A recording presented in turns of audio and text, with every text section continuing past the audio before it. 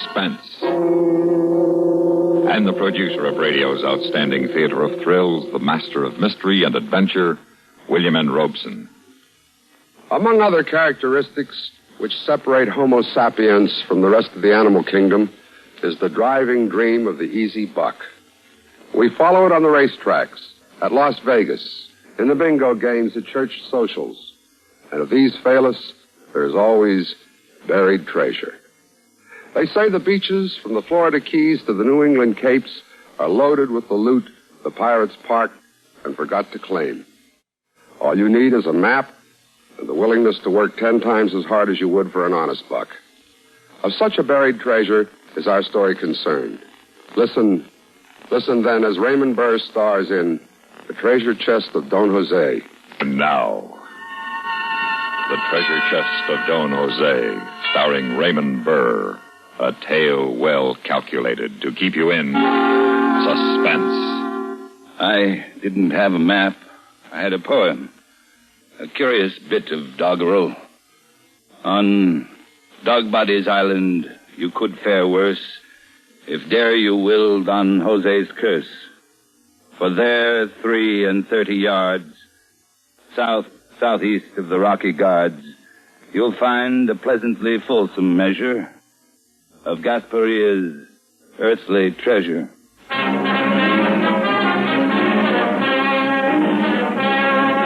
You should know that I endured a certain local notoriety since I was the great-great-grandson of Don Jose Gasparia, one of the last and one of the fiercest of the pirates of the Spanish Main. This was of much less interest and concern to me than it was to my friends and acquaintances among the Florida Keys. Neither my father nor his father before him had ever profited by a single doubloon from the legendary treasure of our pirate forebear. But then, they lacked the clue, which I found one day behind the fireplace bricks of my great-grandfather's house. There could be no question about it. That cryptic verse was as good as a treasure map. It would lead me straight to the hidden gold of my ancestor. At first, I must locate Dogbody's Island. 2 days spent among the old charts in the public library in Key West, and I had it. Dogbody's Island was a tiny sand spit near the tip of Cape Cod, more than 1,000 miles north. 2 days later, I was standing on a cold, windy Massachusetts beach, talking to a local real estate agent. No, sir. Ain't heard this called Dogbody Island since I was knee-high to a grasshopper. Where'd you hear it called Dogbody Island? I really don't know. Some friend of mine down in Florida, maybe. Well, it's called Sprague Spit now. Ever since old Captain Sprague bought her up back in 03. Well, here's a house just above that point of rocks. Just a summer cottage. Too dang uncomfortable this time of year. It looks all right to me. I can find you something heap sight better in town. Got a nice little house just back of the gas station. No, I like it out here. I like to be alone. Yeah, you'll be that all right. Ain't a neighbor in more than a mile and a half. That suits me fine. Well, then let's get back into my office in town where it's warm, and I'll oblige you for a month's rent in advance and give you the keys. Oh, by the way, that point of rocks, is that the only one on the island? I mean, Spit? Yeah. Pirates Point, folks call it hereabouts. Fella says the Buccaneers used to put in here for water in the old days. Me, I don't put much stock in them stories myself. You sure you want to rent this place? It's just what I'm looking for. Well, it takes all kinds, I always say. The cottage was quiet, secluded, and yet within view of that rocky point, which must be the same one Don Jose's poem called The Rocky Guards. I can tell you I scarcely slept that first night. So great was my eagerness to be up in the morning, pace the 33 yards southeast of the Rocky Guards, and begin digging for my treasure. 29, 30, 31. Morning. Good morning. Looks like it's going to be a nice day. Yes, it does. I see you got a shovel. Looks like you're going to do some digging. Oh, yes. Clams. I'm going to dig for clams. No clams in the surf. Oh, there aren't? Nope. Find them on the bayside. Oh, then I'll look over there. Don't dig them with a shovel. Got to use a rake. Oh? Is that so? Yeah. Too late now anyway. Tide's coming in. Another low tide to 5 this afternoon. I didn't know. I'm a stranger here. Yeah, I know. I'm the chief of police. Anything wrong? Nope. Town limits come all the way out here, though. All the way to the low tide mark. I thought I'd better come out and warn you. Warn me? About what? You see that patch of sand yonder? Beyond the cranberry bog? Yes? Quicksand. Treacherous. Thank you. Going to stay here long? I don't know. A few weeks, maybe all winter. You writing fella? No. Painting fella? No. Just taking vacation? Yes, you might call it that. Well, nice to have this talk with you. Anything you need in the way of police protection, you just let me know.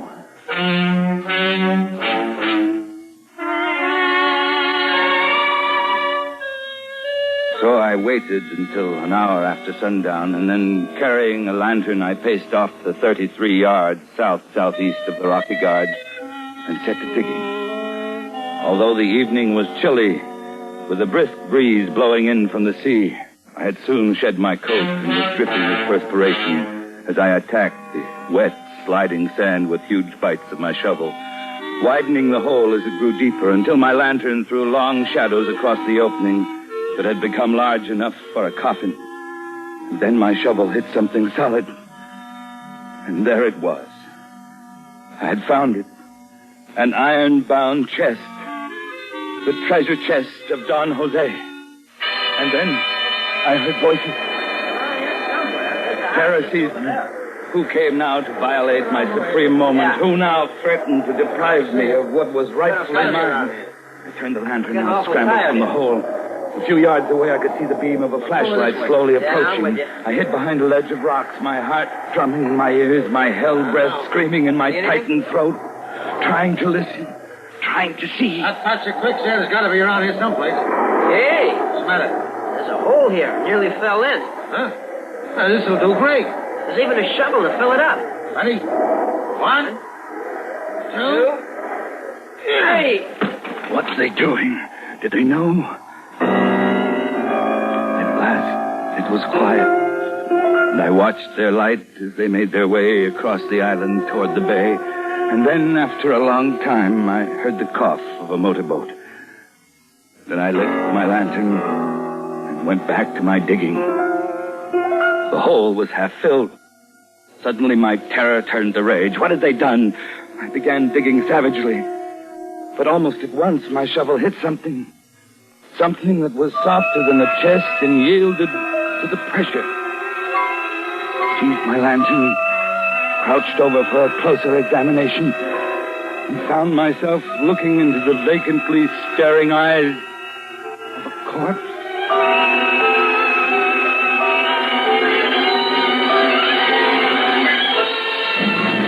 In a moment, we continue with the second act of Suspense.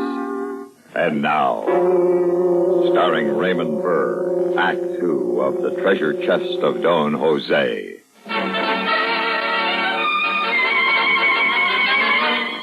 As I looked into the open eyes of the corpse, panic seized me. Surely this was one of Don Jose's men buried with the treasure chest to guard it through eternity.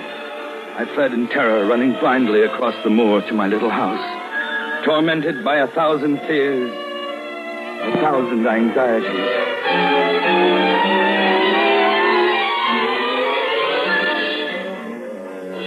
Sometime toward dawn, I must have fallen asleep, for the next thing I knew, it was past noon. Someone was pounding on my door. Hey! Anybody home? Just a minute, I'm coming.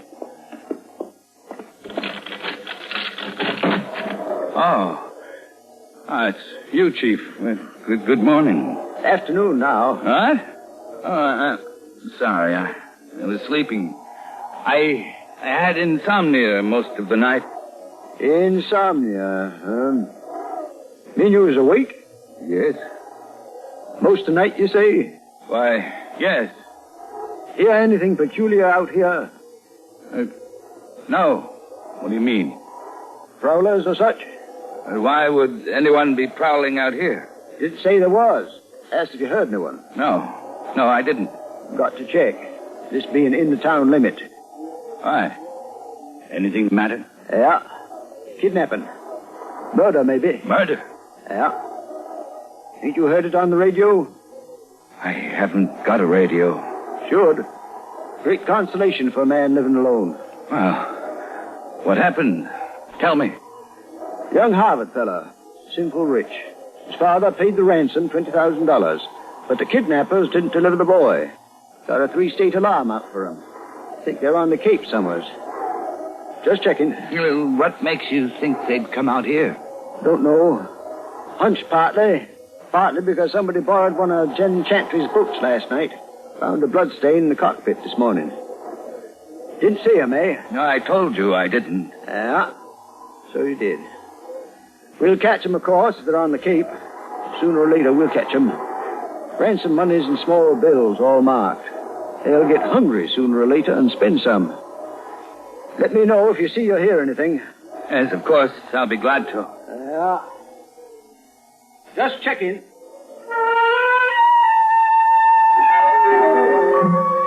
So much for the terrors of last night. I had seen no ghost of the past, the corpse of the present. I returned to my digging that evening and quickly disinterred the unwelcome visitor from my treasure hole. Unquestionably, he was the kidnapped victim, a young man dressed in the Ivy League manner of a college boy. I dragged him to one side and set to work. By 7 o'clock, I had uncovered the chest and was about to lift it out of its grave. Want me to give you a hand? What? He wants to know, do you need a hand with that? Who are you? How did you get here? Low tide, we walk. Get out of the hole. Oh, answer me. Help him out of the hole, Steve. Come on, pal. Hey, Jeff. What's the matter? The kid's body, it's gone. He got rid of it. What? Get him out of there. Okay, pal, come on. Let me go, please. Let me go. Where is he? What'd you do with him? There. I put him over there. Why did you move him? Oh, he was... Hey, there's a box down there. Ah. What do you got, pal? Treasure? Buried treasure? Don't laugh. Maybe that's what it is. Well, let's get it out of there. leave it alone. Leave it alone! Shut up! All right, Steve. Let's get it out of there. At gunpoint, they forced me to help them carry it toward the house. My treasure. They forced open the chest and emptied one of the canvas sacks, its contents cascading onto the table in a golden stream of doubloons. Ah. What do you know? Gold. Well, it's mine. It belongs to me. It's my inheritance. Yeah, I know, pal. Only you're going to pay a high inheritance tax, 100%. Okay, now, I'll tell you what we're going to do. My friend and me are in a little trouble. And you're going to give us a hand, aren't you, pal? Go away. Leave me alone. That's just what we're going to do. We'll leave it. And we're taking that bright, shiny stuff with us. The treasure's mine. But we're going to be fair. We're going to give you $20,000 in nice, up-to-date American money. How do we know? Maybe that junk of yours ain't worth half that much. Oh, your money's marked. It's ransom money. That's beside the point. This dough of yours won't work in a cigarette machine, you know. We're going to have to go to a lot of trouble to cash it. What was that? Window blew open. It's raining like crazy outside. We better get started then. No, I won't let you. Take it easy, pal. You got no complaints. You're 20 grand ahead of the game. Come on. We got to get out of here. Grab one under that chest. You forgetting something? What? That sack full on the table. Oh, yeah. Here, pal. Here's one for you. As a souvenir. Come on, Jeff. Yeah, so long. My treasure. My treasure. How long I lay sobbing, bereft of my treasure, I do not know. But finally, I became aware that the thin frame cottage was creaking and shaking from the relentless wind. The sound of the storm had a familiar tone. A tone I'd heard many times before in the Florida Keys, and I realized that this was no ordinary storm. This was a hurricane. Outside, the waves were piling up, coming closer and closer to the cottage. Over my head, there was an ominous sound, crunching and ripping. The roof would blow loose any moment. I threw myself against the kitchen door and, crouching low, ran away from the sea.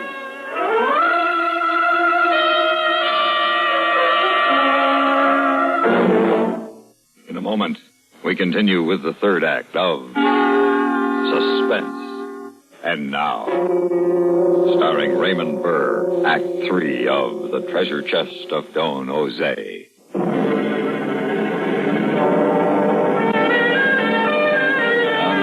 Behind the shelter of a high dune, I stumbled and fell, spread-eagled on the sand. And suddenly the wind stopped, the rain stopped, and there was the calm of death. It was the center of the hurricane, the eye, the moment of respite before the final fury of the storm. And I remembered the curse of Don Jose and wished aloud for its fulfillment. And there was no sound but the booming of the furious surf. And then there seemed to be a distant human cry. And I looked toward the rocky guards. Far in the distance, in the instant of a lightning flash, I could see the tiny, struggling figures of my tormentors. And then a giant wave crashed down on them. And when the next flash illuminated the scene, the spit disappeared in boiling angry water. And the wet heavens descended again, hurled upon me by the tail of the hurricane.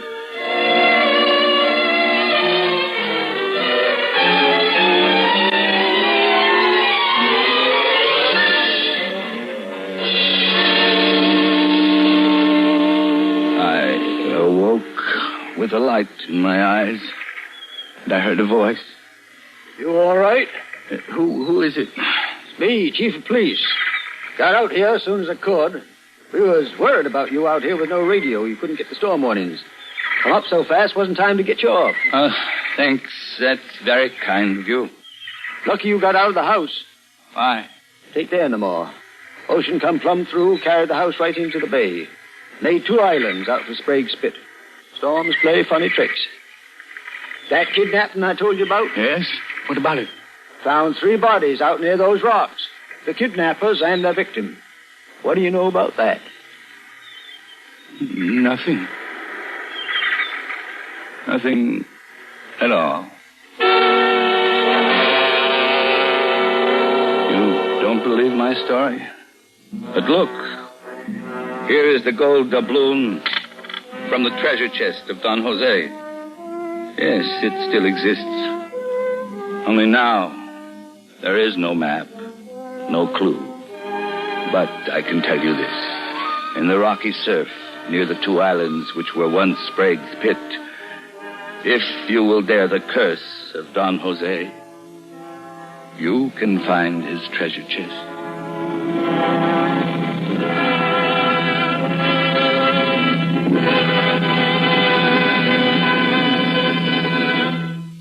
Suspense, in which Raymond Burr starred in The Treasure Chest of Don Jose.